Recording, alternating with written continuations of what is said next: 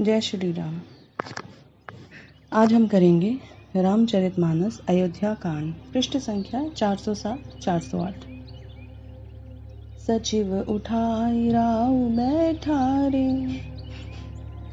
कही प्रिय बचन राम पगुधारे। सिय समेत दऊ तनय निहारी, व्याकुल भयउ भूमिपति भारी। श्री रामचंद्र जी पधारे हैं, ये प्रिय वचन कहकर मंत्री ने राजा को उठाकर बिठाया। सीता सहित दोनों पुत्रों को देखकर राजा बहुत व्याकुल हुए। सिय सहित सुत सुभग दो, देखी देखी अकुलाई। बारही बार स्नेह बस, राउ लेई उर लाई। सीता सहित दोनों सुंदर पुत्रों को देख देखकर राजा अकुलाते हैं और स्नेहवश बारंबार उन्हें हृदय से लगा लेते हैं। सकई न बोली बिकल नर नाहु, शोक जनित उर दारुन दाहु। नाई सीसु पद अति अनुरागा, उठी रघुबीर बिदा तब मांगा। राजा व्याकुल हैं, बोल नहीं सकते। हृदय में शोक से उत्पन्न हुआ भयानक संताप है। तब रघुकुल के वीर श्री रामचंद्र जी ने अत्यंत प्रेम से चरणों में सिर नवाकर उठकर विदा मांगी। पितु असीस आयसु मोहि दीजे, हर्ष समय बिसमहु त्यत कीजे। तात किए प्रिय प्रेम प्रमादु, जसु जग जाई होई अपबादु। हे पिताजी, मुझे आशीर्वाद और आज्ञा दीजिए। हर्ष के समय आप शोक क्यों कर रहे हैं? हे तात, प्रिय के प्रेम वश प्रमाद करने से जगत में यश हो जाता है और निंदा होगी। सुनि सनेह बस उठी नर नाहा, बैठा रे रघुपति गहि बाहा। सुनहु तात तुम कहु मुनि कहाई, राम चराचर नायक अहि। यह सुनकर स्नेहवश राजा ने उठकर श्री रघुनाथ जी की बाह पकड़कर उन्हें बैठा लिया और कहा, हे तात, सुनो, तुम्हारे लिए मुनि लोग कहते हैं कि श्री राम चराचर के स्वामी हैं। शुभ अरु अशुभ करम अनुहारी, ईसु देई फलु हृदय बेचारी। करई जो करम पाव फल सोई, निगम नीति असी कहा सब कोई। शुभ और अशुभ कर्मों के अनुसार ईश्वर हृदय में विचार कर फल देता है। जो कर्म करता है वही फल पाता है, ऐसा वेद की नीति है। यह सब कोई कहते हैं।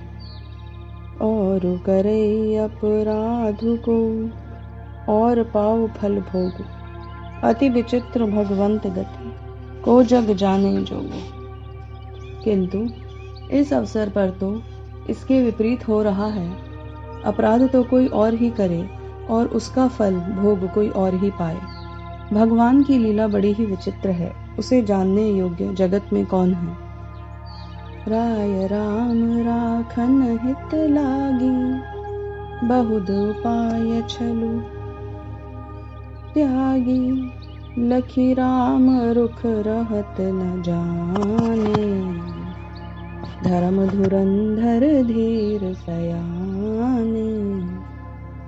राजा ने इस प्रकार श्री रामचंद्र जी को रखने के लिए छल छोड़कर बहुत से उपाय किए, पर जब उन्होंने धर्म धुरंधर धीर और बुद्धिमान श्री राम जी का रुख देख लिया और वे रहते हुए न जान पड़े, तब नृप सिय लाई उर लीन्ही। अति हित बहुत भांति सिख दीन्ही, कही बन के दुख दुसह सुनाए। सासु ससुर पितु सुख समुझाए।